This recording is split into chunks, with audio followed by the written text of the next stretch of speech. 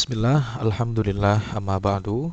Para ulama berbeda pendapat tentang mandi bagi wanita yang menderita istihadhah. Sebagian mereka itu mewajibkan bahwa ia harus mandi satu kali, begitu ia yakin bahwa masa haidnya telah selesai dengan adanya salah satu tanda yang telah dikemukakan sebelumnya. Para ulama yang mewajibkan satu kali mandi itu terbagi menjadi dua golongan. Ada yang mewajibkan wudhu setiap kali akan melakukan sholat, dan ada yang hanya menganggap sunnah berwudhu setiap kali akan melakukan sholat. Ulama-ulama yang mewajibkan satu kali mandi adalah Imam Malik, Imam Asy-Syafi'i, Imam Abu Hanifah, berikut juga murid-muridnya, dan juga mayoritas ulama.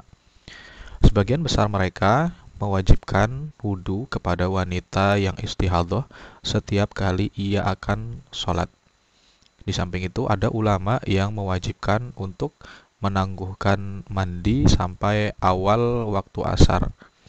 Setelah mandi, ia kemudian menjamak sholat zuhur dan sholat asar.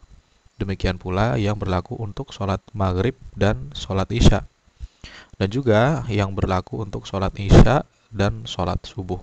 Dengan demikian, menurut mereka, wanita yang mengalami istihadhah dalam masalah ini harus mandi sebanyak 3 kali sehari semalam. Ada sebagian ulama yang hanya mewajibkan mandi satu kali sehari semalam kepada wanita yang mengalami istihadhah, dan waktunya itu tidak ditentukan. Pendapat ini konon dikutip dari Ali bin Abi Thalib, dan ada sebagian ulama yang mewajibkan wanita yang mengalami istihadhah untuk mandi dari satu masa suci ke masa suci berikutnya. Dari rincian tersebut dapat diambil kesimpulan bahwa di dalam kasus seorang wanita yang mengalami istihadhah itu secara umum ada 4 pendapat. Yang pertama, pendapat yang mengatakan bahwa ia hanya wajib mandi satu kali saja, yakni saat darah haid telah berhenti. Kemudian yang kedua, pendapat yang mengatakan bahwa ia wajib mandi setiap kali akan melakukan sholat. Kemudian yang ketiga, pendapat yang menyatakan bahwa ia wajib mandi 3 kali sehari semalam. Dan yang keempat, yaitu pendapat yang menyatakan bahwa ia hanya wajib mandi satu kali sehari semalam. Nah, akar perbedaan pendapat di antara para ulama dalam masalah ini adalah keberagaman lahiriah hadis-hadis yang menerangkan tentang hal itu. Ada 4 hadis masyhur yang menjelaskan masalah ini. Satu di antaranya itu disepakati kesohihannya, kemudian dan 3 yang lainnya itu diperselisihkan tentang kesohihannya. Yang telah disepakati kesohihannya adalah hadis dari Aisyah, di mana Aisyah berkata, Fatimah binti Abu Hubaisy itu datang menemui Rasulullah, kemudian bertanya, "Wahai Rasulullah, sesungguhnya aku ini adalah seorang wanita yang tengah mengalami istihadhah dan belum mandi. Apakah aku boleh meninggalkan sholat?" Nah, kemudian beliau bersabda, "Tidak, karena hal itu hanyalah keringat dan bukan haid. Jika kamu mengalami haid, maka tinggalkan sholat. Dan jika selesai haid, bersihkanlah darahmu, kemudian sholatlah." Kemudian di dalam riwayat yang lain itu terdapat tambahan, "Dan berwudulah untuk setiap kali sholat." Tambahan ini tidak diriwayatkan oleh Al-Bukhari dan juga Muslim, tetapi diriwayatkan oleh Abu Dawud dan dinilai sahih oleh beberapa ulama ahli hadis. Kemudian hadis yang kedua adalah hadis Aisyah dari Ummu Habibah binti Jahsy, istri Abdurrahman bin Auf. Sesungguhnya ia mengalami istihadhah dan Rasulullah menyuruhnya untuk mandi setiap kali akan sholat. Nah, hadis ini disandarkan oleh murid-murid oleh Ishaq dari Az-Zuhri, sementara riwayat yang dikemukakan oleh murid-murid Az-Zuhri darinya adalah sesungguhnya Habibah binti Jahsy mengalami istihadhah. Ia lalu menanyakan hal itu kepada Rasulullah, dan beliau bersabda kepadanya, "Sesungguhnya hal itu hanya keringat bukan haid. Beliau lalu menyuruh ia untuk mandi kemudian sholat. Kalimat beliau lalu menyuruh ia untuk mandi kemudian sholat adalah pemahaman Ummu Habibah terhadap jawaban Rasulullah sebelumnya. Jadi ini bukan kalimat yang dikutip dari beliau. Dari sanad inilah Al-Bukhari meriwayatkannya. Kemudian hadis yang ketiga adalah hadis Asma binti Umais. Sesungguhnya ia berkata, wahai Rasulullah, sesungguhnya Fatimah binti Abu Hubaisi mengalami istihadah. Kemudian beliau bersabda, litagtasil lidzuhri wal asri uslan wahidan walil maghribi walil isya'i uslan wahidan wa tagtasil lil fajri wa tatawadda fima baina dzalika. Untuk sholat zuhur dan sholat asar ia mandi satu kali. Untuk sholat maghrib dan sholat isya ia juga mandi satu kali. Dan di antara hal itu ia mandi untuk sholat subuh dan berwudu.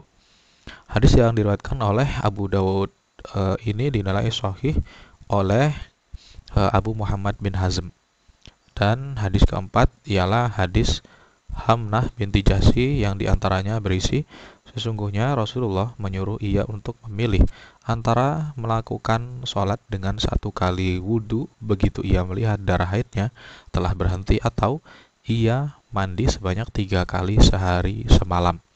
Hadis ini sama dengan hadis Asma binti Umais. Hanya saja dalam hadis Asma Rasulullah itu mewajibkan. Sementara dalam hadis ini beliau menyuruhnya untuk memilih. Nah, dikarenakan secara lahiriah 4 hadis tersebut berbeda-beda, maka para ulama ahli fikih menafsirnya dengan menggunakan 4 pendekatan, yakni pendekatan an-nas, kemudian ada tarjih, kemudian al-jam'u, dan pendekatan al-bina. Perbedaan antara pendekatan al-jam'u dengan pendekatan al-bina adalah bahwa para ulama yang menggunakan pendekatan al-bina ini tidak melihat adanya pertentangan, sehingga kedua hadis bisa dikompromikan. Sementara itu, para ulama yang menggunakan pendekatan al-jam'u melihat bahwa secara lahiriah ada pertentangan di antara kedua hadis. Renungkanlah baik-baik karena keduanya berbeda. Para ulama yang menggunakan pendekatan tarjih berpegang pada hadis Fatimah binti Hubaisi yang kesohihannya telah disepakati, sehingga secara lahiriah bisa diamalkan. Artinya bahwa Nabi tidak menyuruh wanita ini mandi untuk setiap kali akan sholat, dan juga tidak menyuruhnya untuk menjamak sholat dengan hanya satu kali mandi. Imam Malik berikut murid-muridnya Imam Syafi'i, berikut murid-muridnya dan Imam Abu Hanifah, kemudian juga murid-muridnya itu cenderung pada pendapat yang ini. Mereka inilah yang disebut jumhur ulama atau mayoritas ulama. Para ulama yang menilai tambahan berupa perintah berwudu setiap kali akan melaksanakan sholat itu sebagai tambahan yang sahih. Mereka mewajibkan berwudu. Begitu pula sebaliknya, sedangkan para ulama yang menggunakan pendekatan al-bina mengatakan tidak ada pertentangan sama sekali antara hadis Fatimah dan hadis Ummu Habibah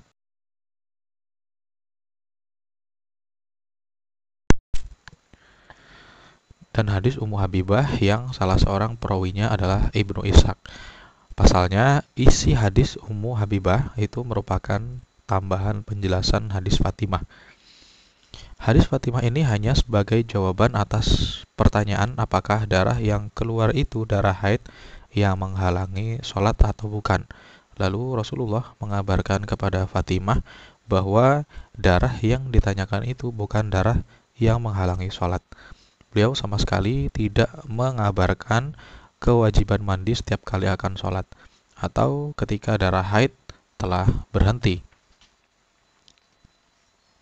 Sedangkan dalam hadis Ummu Habibah, Rasulullah mengeluarkan perintah dengan tegas, yaitu mandi setiap kali akan sholat.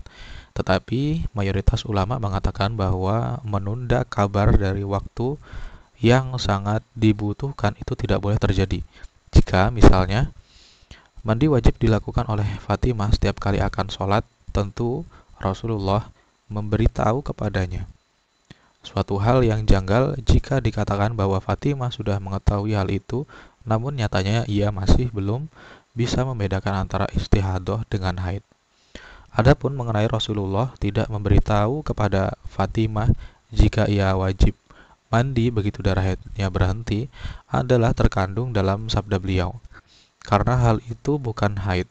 Pasalnya dari sunnah sudah diketahui dengan jelas bahwa wanita yang darah haidnya telah berhenti wajib mandi. Jadi jika Nabi tidak memberitahukan hal itu karena Fatimah sudah mengetahui hal itu. Padahal tidak seperti itu tentang kewajiban mandi untuk setiap kali akan sholat, kecuali ada sanggahan bahwa tambahan tersebut baru ditetapkan belakangan. Dari masalah ini muncul pertanyaan penting, yakni apakah kewajiban mandi itu merupakan naskh atau tidak.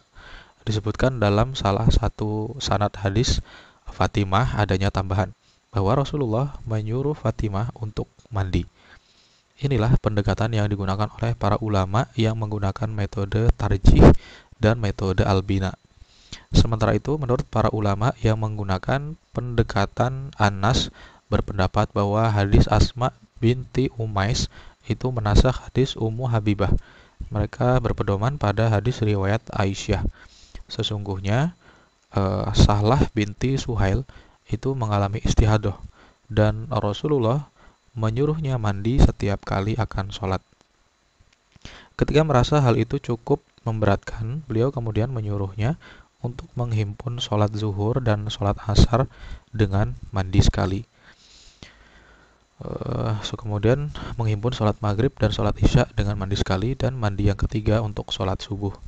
Dan para ulama yang menggunakan pendekatan al-jam'u mengatakan bahwa hadis Fatimah binti Hubaisi berlaku untuk wanita yang mengetahui masa haidnya ketika ia mengalami istihadah. Hadis Ummu Habibah berlaku untuk wanita yang tidak mengetahui hal tersebut. Itulah sebabnya ia disuruh untuk mandi setiap waktu demi sikap hati-hati terhadap ibadah sholat. Dan hadis Asma binti Umais berlaku untuk wanita yang tidak bisa membedakan masa haid dan masa istihadahnya. Hanya kadang-kadang darahnya terhenti. Jadi ketika darahnya berhenti, ia wajib mandi untuk dua sholat yang dijamak. Dalam masalah ini ada sebagian ulama yang menggunakan pendekatan at-takhir atau memilih antara hadis Ummu Habibah dan hadis Asma. Mereka berdalih dengan hadis Hamnah binti Jahsy yang antara lain disebutkan Rasulullah menyuruhnya untuk memilih. Di antara mereka ada yang mengatakan bahwa yang disuruh memilih adalah wanita yang tidak mengetahui masa haidnya, dan sebagian dari mereka juga ada yang mengatakan bahwa yang disuruh memilih adalah wanita yang mengalami istihadah secara umum, baik yang mengetahui masa haidnya maupun yang tidak mengetahuinya. Inilah pendapat golongan kelima dalam masalah ini. Hanya saja dalam hadis Hamnah binti Jahsy ada penjelasan untuk memilih antara melakukan semua sholat dengan satu kali mandi dan antara mandi 3 kali dalam sehari semalam. Ulama yang berpendapat bahwa seorang wanita wajib mandi 1 kali dalam sehari mungkin untuk menghilangkan keraguan, dan dalam hal ini Ibnu Rushd belum menemukan satupun hadisnya. Wallahu a'lam bishawab.